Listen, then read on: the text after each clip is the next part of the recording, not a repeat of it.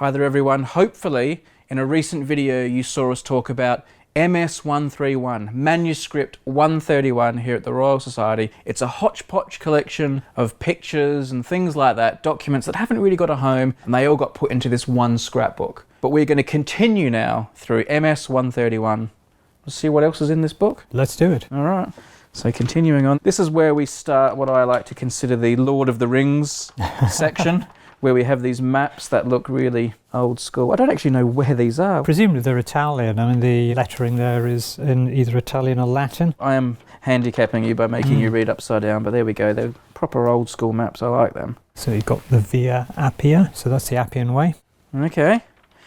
Now that is interesting. Is that a little man or a little child holding a jug and a chicken? Again, the fellow's very interested in antiquities, and you can probably just see what it says there, an Egyptian god. Oh, it's an Egyptian god. Of course it is. You never know what you're going to get on the next page here. That's what I like about it. But this is Portland. This is the island of Portland on the south of England. So it's part of the Dorset coast. That's why I learned to dive.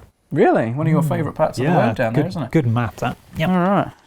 Oh, here we go. Costume is something that the fellows were interested in. So this is a portrait of a hussar showing in all his finery there. What's a hussar? It's a cavalry soldier. Okay.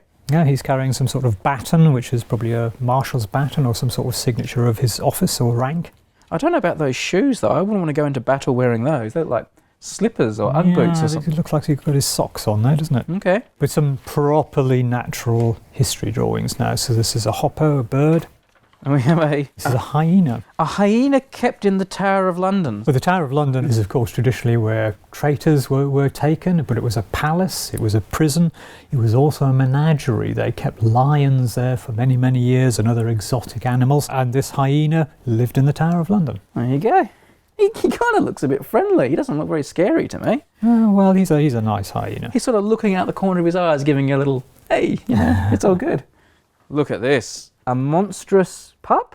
May 1700s. Quite often people would bring in curiosities to the Royal Society, and that included things like what they would have termed monstrous births. So animals, and not just animals, with deformities. And here we have this creature. It's effectively not divided properly in the womb. So here you've got two sets of legs on this creature. Yeah. The early fellows, they were polymaths. They were interested in everything. And this volume really reflects that. It does. Oh, there we go. That's a bit more sciencey. Insects and things like that. Yeah. We got more insects and a little fish of some sort. But this is one of the original illustrations that went into the history of fishes, which we know and love. The one that almost stopped the Principia being published. The notorious Book of Fishes, which we've previously made a video about. You can go and have a look at that. And here's another fish. Yeah. But this is a fantastic drawing, and this is by one of the great 18th century natural history artists, George Edwards. It's a butterfly fish of some kind. Oh, that's nice too. I like that one. It's very three-dimensional. Oh, swordfish. Yep. After the fish newly taken, drawn by Henry Hunt. 1694, and we've got a scale there, so it's about 8 feet long. 8 feet, yeah. Wow. It's a tea flower. Oh, yep. We've seen this one before. Yeah. This has been in a previous video with Charlie. The root of a radish. I did not think I would be looking at the root of a radish today. This book is truly eclectic, is the word to describe it. The excrescences of a man's nails. So these are growths, I suppose, on the nails of a man. That's a little bit disgusting. We've got some coral as well. No, this is a bony substance like coral found in a tumour. So you can see here, this is a picture of a silver bodkin, so that's a nail or a knife, with a stone encrusted about it, taken out of the bladder of a woman. So this woman ate or somehow swallowed some kind of silver nail, and then all this stuff formed around it. And then they took it out of her and thought, I'm going to draw a picture of that. Yeah. And send it to the Royal Society. Of course you would, yeah. This video's taken a turn for the worse. But they're interested in what's unusual about the human body. Well, I think this one's going to probably be classified as unusual, because this is a tooth found in the testicle of a man.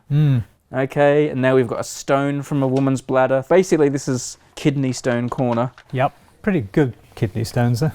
Oh, this is a stone from the bladder of a young man. From A to A was 9 inches. That's pretty big. It's just kind of this.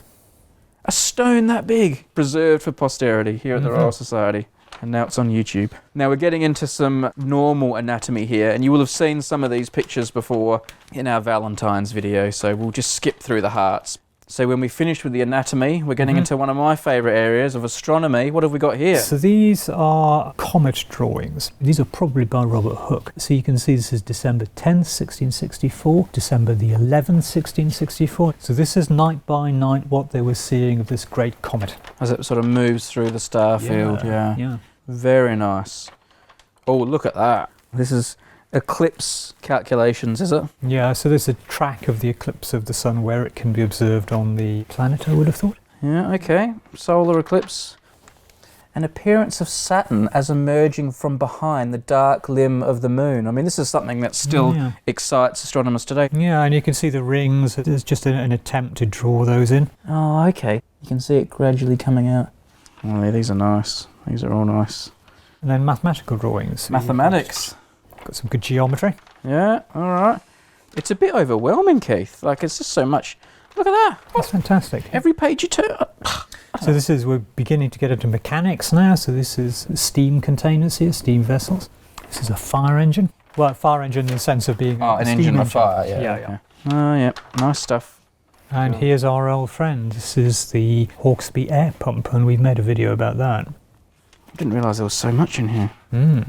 Oh, here we go. Some of those there's a volcano there, I think. Oh, yep, volcano. We're getting a bit of geology now. So there you go, people. That is the end of manuscript 131, which really is a case of you never know what you're going to get in this one. It's a real treasure trove of pictures and documents, and I can see why it's one of your favourites here at the Society. All right, here we go. Be careful not to drop anything, Brady. Ooh, okay. Tea leaves from Gordon's garden. So the larger one of those would be green tea. Wow. I mean, I got to be honest, when I suggested doing tea, I didn't expect you to actually find tea in a book. Of course, you never know what treasures await you here at the Royal Society. So how old is this tea then? 1800s at least. Yeah. Wow.